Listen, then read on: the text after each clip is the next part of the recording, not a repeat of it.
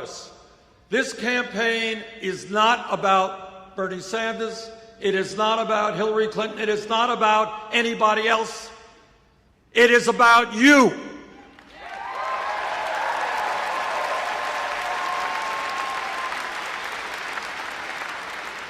It is about putting together a grassroots movement of millions and millions of people who stand together and make it clear that we need fundamental changes in the economics and politics of this country so the government works for all of us and not a handful of wealthy campaign contributors.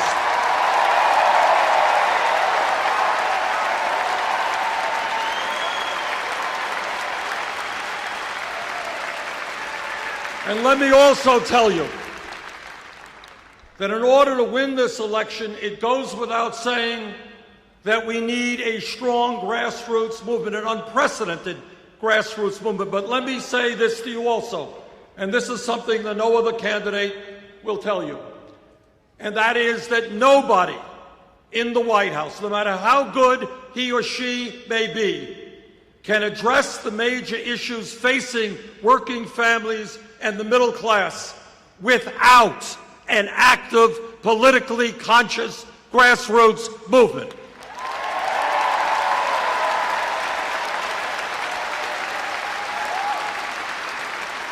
And the reason for that is not complicated. It is that the big money interests, Wall Street, corporate America, all of these guys have so much power that no president can defeat them unless there is an organized grassroots movement making them an offer they can't refuse.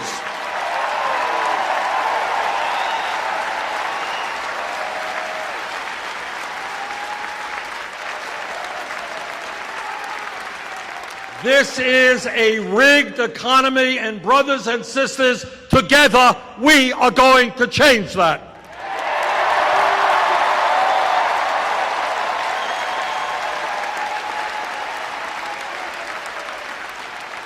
This campaign is sending a message loud and clear to the billionaire class, and that is, you can't get tax breaks when children in America go hungry.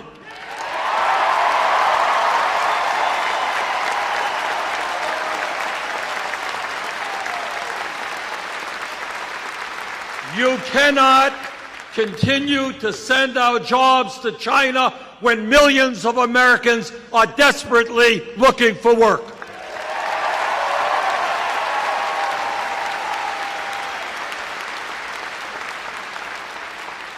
You can't hide your profits in the Cayman Islands and in other tax havens while we have so many unmet needs in America. You're going to have to start paying.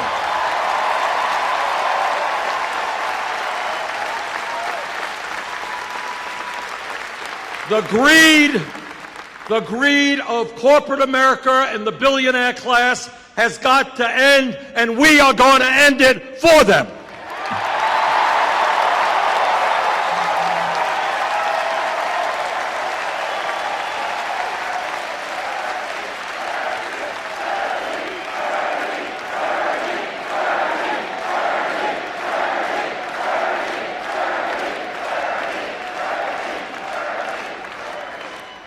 But the issue of our economy is not just income and wealth inequality. The issue of what's going on in our economy deals with the tragic reality that for the last 40 years, the great middle class of America, once the envy of the entire world, has been disappearing, despite exploding technology, so that every worker in America is significantly more productive than those who came before.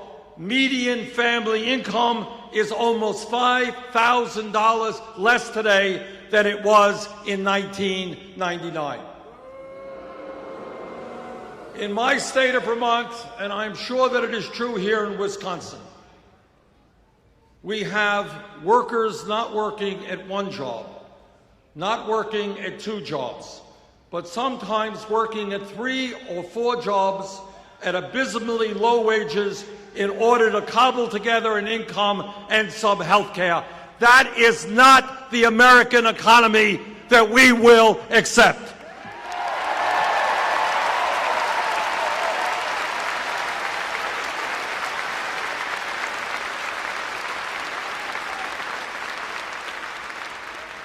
And when you look at the economy, what we have to understand is that every month the government announces a statistic about official unemployment. Currently it is about 5.4%. But if you look at another government statistic, which includes those people who have given up looking for work, and those people, those millions of people who are working part-time when they want to work full-time, real unemployment today is close to 11%. That is unacceptable.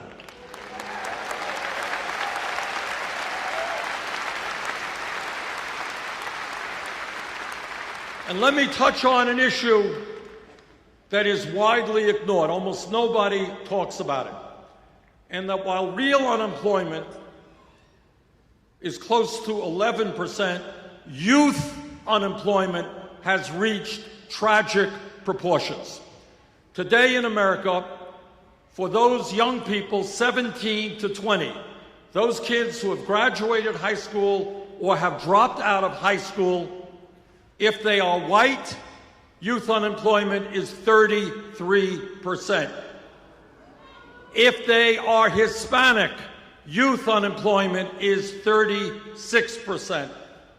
If they are African American, youth unemployment is 51%. In my view, maybe, just maybe, it makes sense to create jobs and educational opportunities for these young people.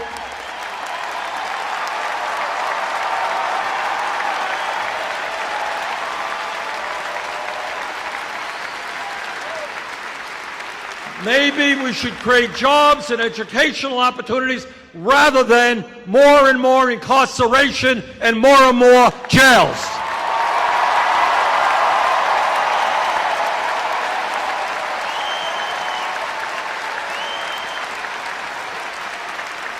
Today in America, shamefully, we have more people in jail than any other country on earth.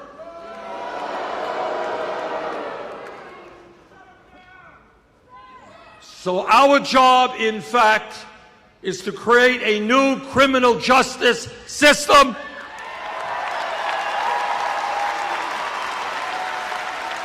Our job is police department reform.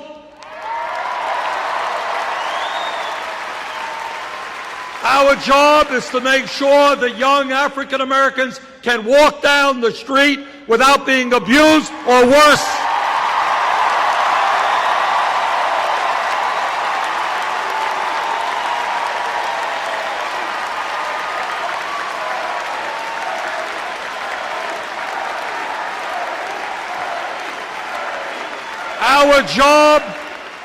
Our job is to have the best educated population in the world, not the country with the most people in jail.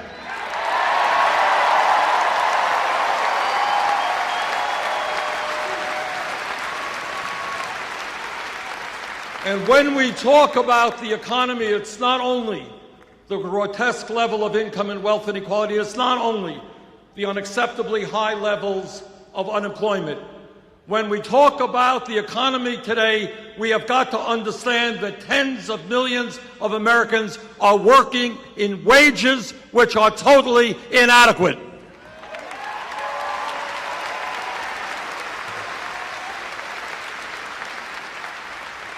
Now, I know that Governor Walker may disagree.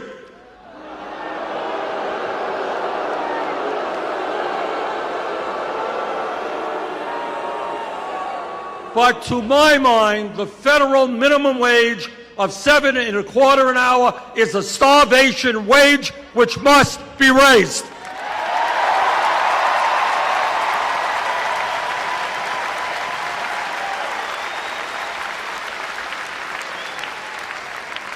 The minimum wage must become a living wage, which means $15 an hour over the next few years.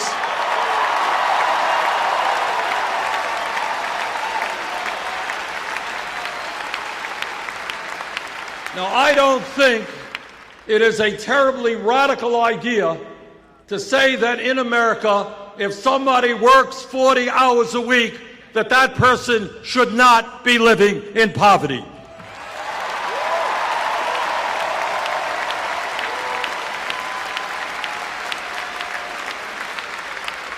And brothers and sisters, a living wage should not only be fair, it should be equitable. There is no excuse for women making 78 cents on the dollar compared to men. As blunt as I can be when I tell you what you already know.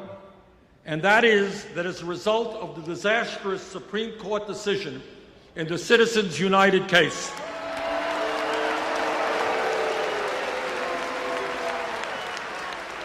the American political system has been totally corrupted, and the foundations of American democracy are being undermined.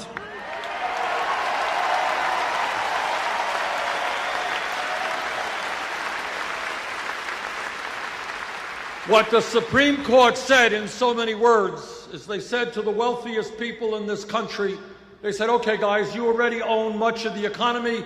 Now we are going to give you the opportunity to own the United States government, and that is what they are trying to do right now.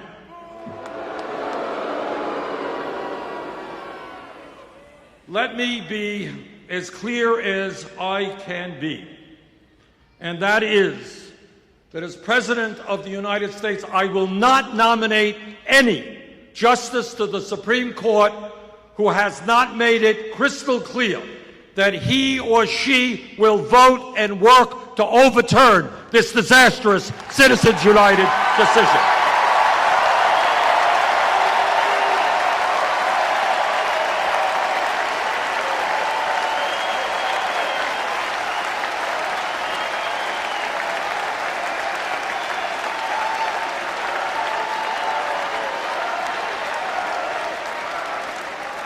Long-term, overturning Citizens United is terribly important. Passing a disclosure law is very important. But long-term, if we want to see a vibrant democracy where people of any political point of view who want to be in public service can get up and run for office without having to beg rich people for money, we need to move to public funding of elections.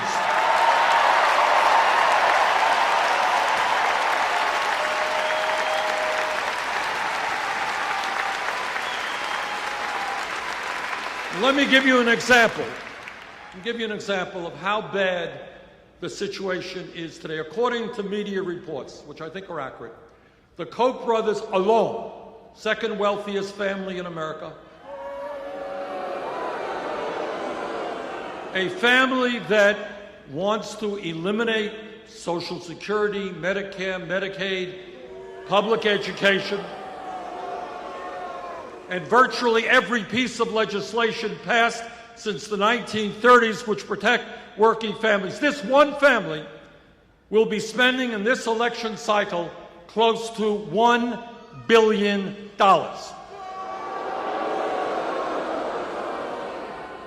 And their job and what their money is about is to elect candidates who make the rich richer and everybody else poorer.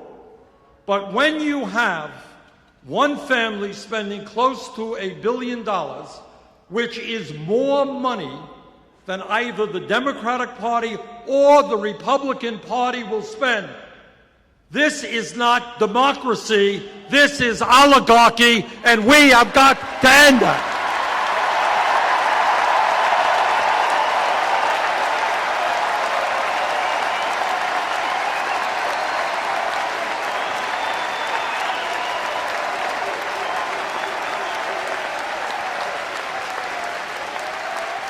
Let me also be clear that American democracy means one person, one vote. American democracy means that we try to have the highest voter turnout in the world. American democracy does not mean voter suppression or the gerrymandering of districts. Go out, please, where we need most help, not just in winning this election, but in transforming America, is to create a process by which people stop voting against their own best interest.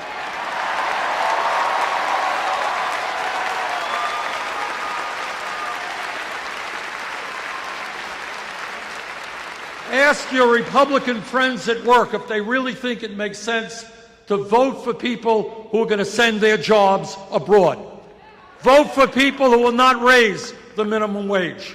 Vote for people who take health care away from their own children.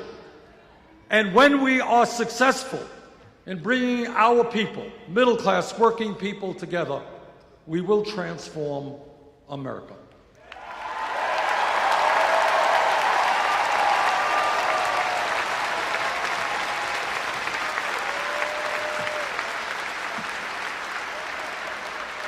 Let me conclude by saying this.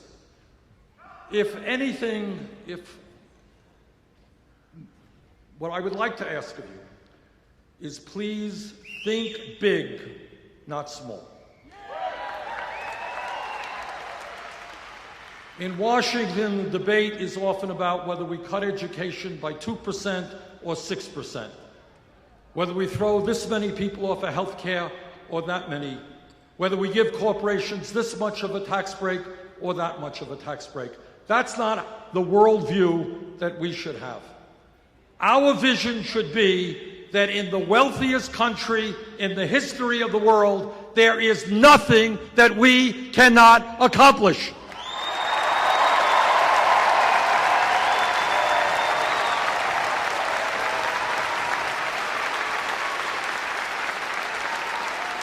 We can provide health care to every man, woman, and child as a right. We can make certain that every person in this country can get all of the education he or she needs, regardless of the income. We can create millions of decent-paying jobs. We can have the best child care system in the world.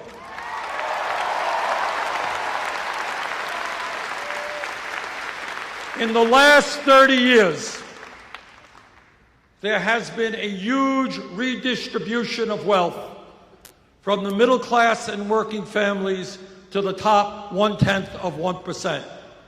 Our job is to reverse that, redistribute wealth back into the hands of working families.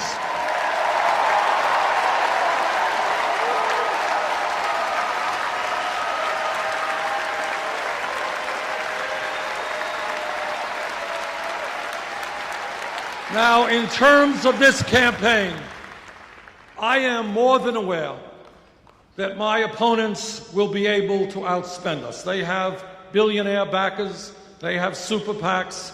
They have a lot of millionaire friends. But we are going to win this election. We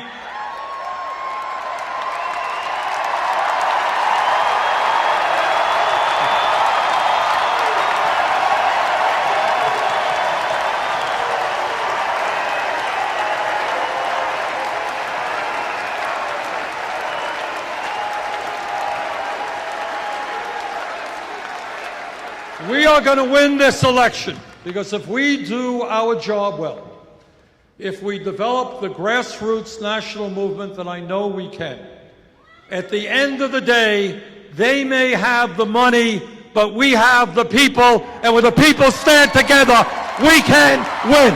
Thank you all very much.